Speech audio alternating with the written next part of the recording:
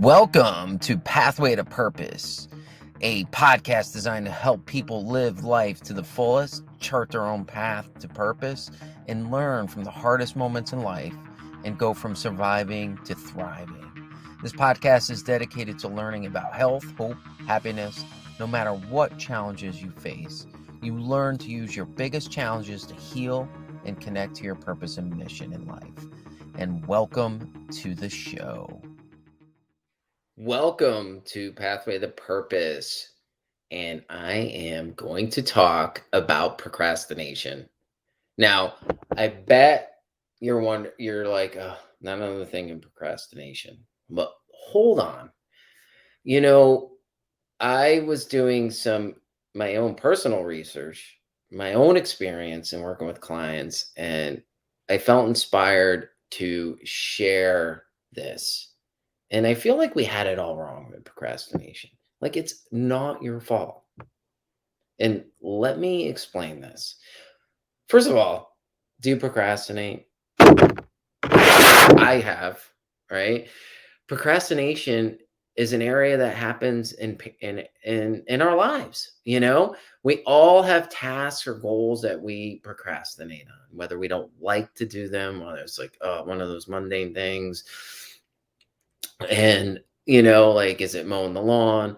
But I'm talking about the procrastination on things for our goals, for things that we want, right? Now, do you call yourself a procrastinator? Have you say, I am a person that procrastinates? Have you labeled yourself? These are just questions. I was talking to a client the other day and I heard the word, well, I procrastinate. And I'm like, tell me more. Well, I procrastinate. It's hard for me to do things. So I wanted to understand this further, and I'm going to use some information I learned from Neil Fiore. He wrote a book, The Now Habit, which is amazing. So I recommend it. Give that gentleman credit where credit is due for some of the things that I've learned here and life experience and working with others for sure. So anyway, so procrastination, right? There's a procrastination cycle. I just want to share this. It starts with overwhelm and it ends with procrastination. So first, we get overwhelmed, right? We might feel like, all right, I got to get this done, or life's overwhelming, or everything gets overwhelmed. I feel pressure to get it done. I feel some fear of failure.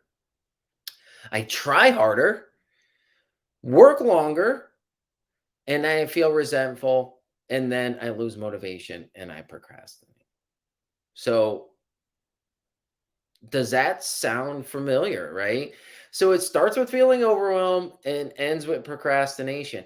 And what procrastination really is, it's it's an escape, right? And I'll share a little bit more about that in a few moments, but this cycle crops up, and start to pay attention to it and how this occurs in your world, right?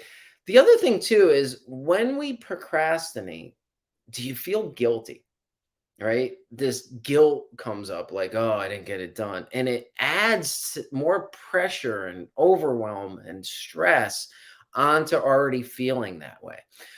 And then we dive into like the activity we actually did that is the form of our procrastination. Was it like hanging out with friends, hanging out with family when you should have been doing something else? Or were you sitting in front of Netflix? That's something that crops up for me. And I'm like, oh my God, I needed to get this done, but I got sucked into the series. And I'm like, oh my God. And I felt guilty. And sometimes, is it guilt-free pleasure that occurs? Or do you find that guilt creeps into dedicated pleasure time? And we should have dedicated pleasure time. So, just curious about how procrastination can permeate your world, right? So, there's been dozens of things about that have been written about procrastination. Like, you might have read books on procrastination, you might have sought help for it, you might have watched YouTube videos. Um, but what it does is it not just the books, but this procrastination encourages more self-criticism. We feel negative. We don't need to beat ourselves up anymore. We're already doing that. We have the experience. We feel guilty, we feel bad, right? Like, do you say you're lazy? Does that crop up in your world, right? There's you know, there's a real difference between reading stuff that's diagnosing the problem and really creating a system to create it, to correct it. And I'm going to start to share a little bit about creating some of that simple system for that for sure. So, um, the typical advice, right? You've read books, right? And they say, hey, just do it. The Nike adage, right? Just do it. And to be honest with you, and I'm not going to put Nike down because I think it's a great thing. Like there are times, and I'll share in my own world, I run, and people are like, "Oh, you must really like the run." I'm like, I don't like it that much. I do it because it makes me feel good and things like that. But there are some benefits that I get to it, right? But there's days, and I've done tons of lives on this. Like I didn't feel like doing it today, but I did it and I felt better afterward. But that's what our advice that we get on procrastination is. There are some times where I just need to do it. I just need to step out and take an action. The other thing is break it into small pieces, set them and prioritize them. Um, if you've studied or looked at procrastination or wanted to improve it, I'm sure you've tried it, right? You tried it. Has it helped? Maybe in some small areas, maybe. But long term, has it really helped? Because it's not helpful. It really misses the point of it, right? It misses the point. We don't procrastinate or you don't procrastinate because you want to. You don't have this pathological thing of like, "Oh, I really wanna procrastinate." We don't. We procrastinate because it makes sense. I'm gonna sit with that for a second. We procrastinate because it makes sense. It serves as a protection for criticism, failure, and our own perfectionism. Let me say that again. It serves as protection for criticism, failure, and our own perfection. Let me talk about that, right? So, our own self criticism, maybe we're not doing our self esteem, we're not going to do a good job, right? And that's the delay because it's protecting us.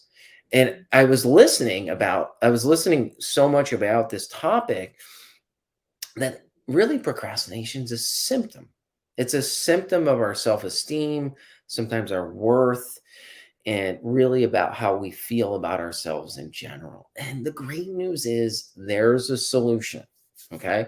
But let me first talk about this self criticism, right? The criticism, we're trying to avoid that. We don't want somebody to put us down or we don't want to feel that way. We don't want to get that. And perfection, right? I work with people on working habits of thinking, right? And I've known through my own experience that I have this thinking habit that wants things to be perfect.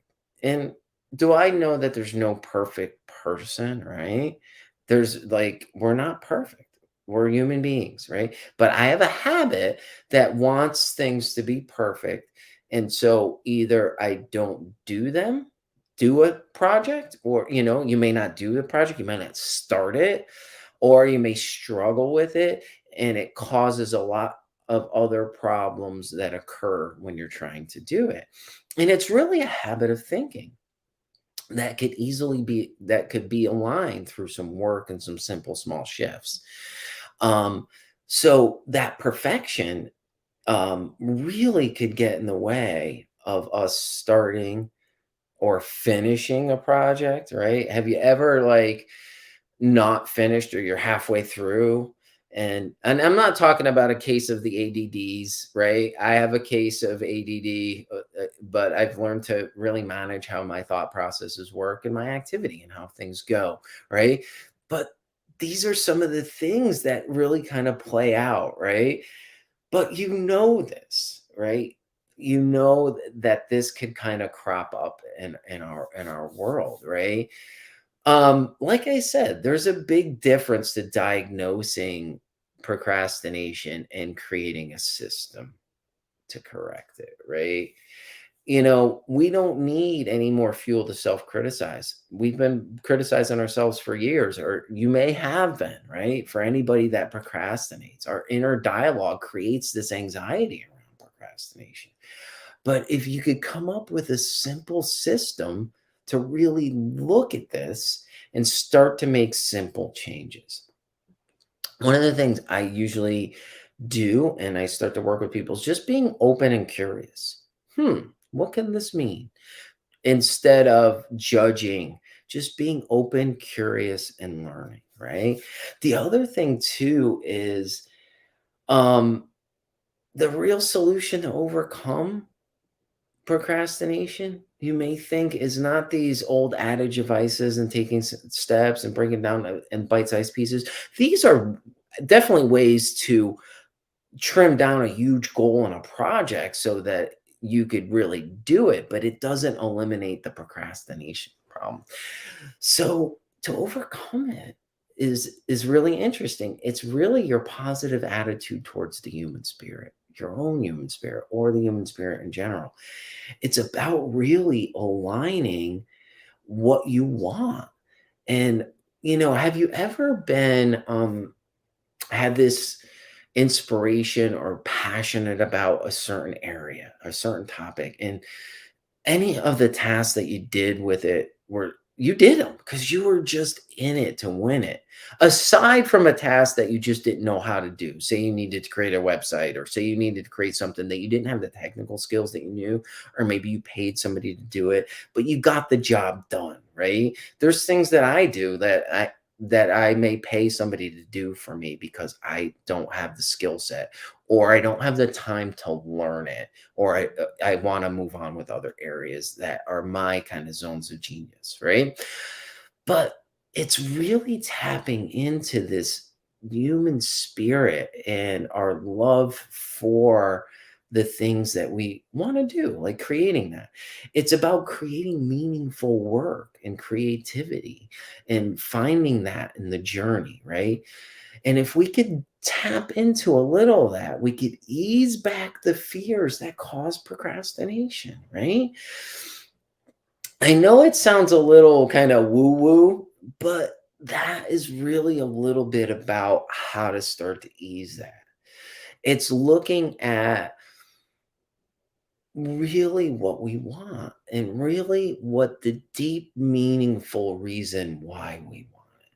I think a lot of times there's a lack of clarity, and not just in what we want, but in the deeper why. I think our dream factory, sometimes in the busyness of our lives and everything that we quote have to do, our obligation, we have to, we must, all those things crop in rather than turning it into I want to, I get to, I choose to. Even by saying those three statements, I want to, I get to, I choose to, it shifts the whole energy of whatever it is. And granted, there's things that you don't want to do, right? Like, but I'm talking about goals. So maybe we're procrastinating on mowing the lawn, right? I actually enjoy mowing the lawn. It gives me time to catch up on podcast or an audiobook. I'm out in the fresh air, I'm moving around. I feel like I'm accomplishing something. But there could be this procrastination around doing that, and it may not be meaningful, right? It's not meaningful. But maybe you could shift it like, hey, it's going to make my yard look well, or my spouse or significant other or whoever was going to be pleased, or something of that kind of a shift. So, the other thing that I wanted to talk about was just being curious and open minded, right? I think one of the things I struggled with, and it was a book by Carol Dweck, and it's having this fixed mindset, right? Versus a learning and open mindset. I had this fixed mindset It was very fixed, like, "I'm this kind of person," or "I'm not good at X, Y, and Z." I've labeled myself. I learned this early on to really start to shift that into talking to myself, my inner dialogue, and rehearsing, like, "I'm learning this. I'm curious." And I've implemented that over the past year, a couple of years for sure, but I've really started to hone in on it, this mindset, and it really opened the door to me learning rather than being afraid of something because I didn't know how to do it, and giving myself grace to learn. And one of the things that I'm going to shift real quickly on it is, are you giving others in your world the gift of being open to learn? You know, sometimes how we outwardly project is what we inwardly are to ourselves as well. So give that gift to others. Hey, you're learning. That's okay. Whether, like your kid's learning how to ride a bike or something, somebody you work with is learning a new task. You're working with a team and you're like, it's okay. We're learning. That eases the anxiety and the stress and all of that. So, I talked about a lot of things here, right? But the thing I wanted to really stress moving forward is it's not about motivation and action and all that, like grinding that. Motivation, I did a post about this. Motivation is fear-based, right? Like I got to get motivated, right? We're like or else, right? Inspiration is love-based. It's coming from within and it really starts to align with our goals and what we want. Not like sometimes we use the word goals. We have goals. It's motivation goals and blah blah blah. But more of inspiration about what we want, easing up and starting to learn. And maybe our goal is to improve our relationship. Like I really fundamentally believe like we start to listen and learn how to listen. I think that's a skill that needs to be learned and not listen with an agenda or try to hijack a conversation. Like all of this, is really part of what we call life and starting to learn how we could start to connect and move forward and really embrace what we want. And it starts with clarity and understanding that. Now, if you struggle and you're like, I'm not clear. I know that I want X, Y, and Z, but I'm really not clear. Um, Sit down with yourself. Having a day off, giving yourself guilt-free pleasure or guilt-free time. I find that when I settle down, I'm not thinking about work or thinking about anything, and I'm kind of relaxing. That's when the greatest inspirations occur, right? So I encourage you to sit with that. If you need some help, go to toddandrelucci.com, book a strategy session. I have a program where it's a one session clarity life map. Really starts to look deeply at what you want and your motivation around it, right? I think the challenge is, and I'll use something simple like weight loss, right? So many people are like, of course I want to lose weight. Of course I want to get healthy. Of course I want to look and feel good. But every time I try, I somehow don't like I don't it doesn't happen. But really, I think what the missing piece is we haven't dove deep enough into what our meaningful reason is. It's there, but it's hard to find sometimes. And when you connect with that, it really changes the course. So if you need some help, tinyangeliucci.com, check it out. And I hope this was helpful. You have a great day, and there will be a part two to the procrastination series. So tune in.